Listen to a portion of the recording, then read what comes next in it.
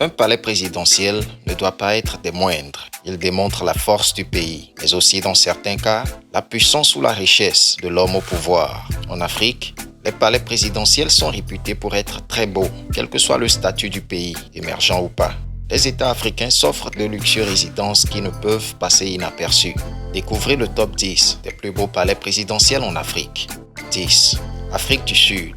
Tout comme un ancien temple ornant la ville qu'il gouverne, les Union Buildings sont une citadelle de temps moderne construite sur le point culminant de Pretoria, la capitale de l'Afrique du Sud. Il constitue le siège officiel du gouvernement sud-africain et abrite la présidence, ainsi que le ministère des Affaires étrangères. Construits en grès clair, ces bâtiments remarquables ont été conçus par l'architecte Sir Herbert Parker dans le style monumental anglais et constituent un site du patrimoine national sud-africain. Mesurant 285 mètres de long, il est devenu un monument emblématique de Pretoria et de l'Afrique du Sud en général et est une des attractions touristiques les plus populaires d'Afrique. 9. Égypte. L'Abdel Palace est un palais historique du Caire considéré comme l'un des plus luxueux au monde. Il présente des embellissements très exotiques, des peintures et un grand nombre d'horloges dispersées dans les parloirs et les ailes dont la plupart sont décorées d'or pur. Il est situé dans la rue Kasr el-Nil, dans l'est du centre-ville du Caire. C'était la résidence royale jusqu'à l'abolition de la monarchie en 1952. Le palais compte 500 suites et est la résidence officielle et le bureau principal du président de l'Égypte. 8. Cameroun.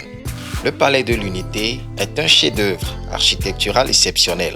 Ses caractéristiques les plus importantes comprennent des piliers imposants qui retiennent ses murs, un cadre agréable et une végétation luxuriante tout autour. Situé dans la région d'Etoudi à Yaoundé, c'est la résidence du président du Cameroun. 7. Ghana. Ce chef-d'œuvre architectural unique est la résidence et le bureau du président du Ghana. La maison Flagstaff a été construite et inaugurée par le gouvernement du président John Kufuor. Le coût de la construction était d'environ 45 à 50 millions de dollars et a été supervisé par un entrepreneur indien. Avec un palace aussi somptueux et un environnement aussi beau, comment ne pas avoir l'esprit clair pour prendre de bonnes décisions? 6. Namibie. La maison de l'État de la République de Namibie, construite sur la plateforme surélevée et bordée par une clôture en acier de 2 km de long avec des tours en verre foncé et de grandes salles de garde constitue un château ou mieux encore, une forteresse. Il couvre 25 hectares de terrain et se situe dans la banlieue d'Ausplik de Windhoek. Ce site a coupé le souffle à la capitale administrative de la Namibie, ainsi que la résidence officielle du président de la Namibie. La State House a été conçue par la société nord-coréenne Mansudai. Le bâtiment administratif aurait coûté 400 millions de dollars namibiens et sa construction aurait pris environ 66 mois. 5. Madagascar. Le palais Lavolaha, Madagascar, est un bâtiment unique et spectaculaire situé au pied d'un magnifique sommet de colline recouvert de végétation. Situé à 15 km au sud d'Antananarivo, c'est la résidence officielle du président du Madagascar. 4.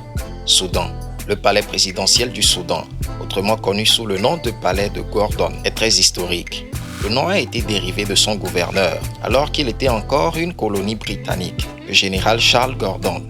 Malheureusement, il a été décapité dans l'escalier, situé dans l'angle nord-ouest du palais le 26 janvier 1885. Depuis lors, il a continué à servir de résidence officielle du président jusqu'à ce que la construction d'un nouveau palais par les Chinois a été achevée juste à côté du vieux palais. Le nouveau palais a été officiellement inauguré le 26 janvier 2015, la date exacte à laquelle Charles Gordon a été décapité dans l'escalier blanc de l'ancien palais il y a 130 ans. Les deux palais sont ornés de précieuses reliques d'antiquité et de belles fleurs.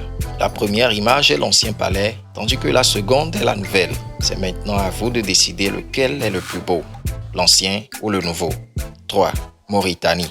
Le palais présidentiel mauritanien est situé au centre-ville, au nord-ouest de l'Université internationale libanaise et à proximité de l'ambassade des États-Unis.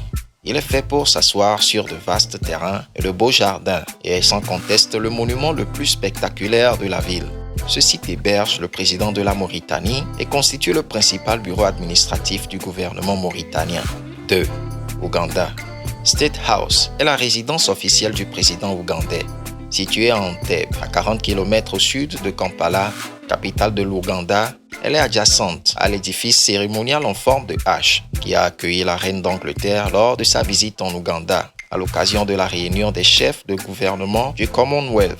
La State House a subi des travaux de rénovation dont le projet a coûté environ 1,6 million de dollars. 1. Sénégal.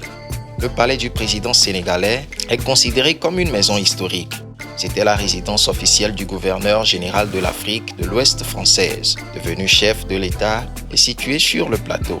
La construction du palais présidentiel à Dakar a commencé en 1902 par Gaston Doumergue, qui était alors ministre des colonies et résidait à Saint-Louis.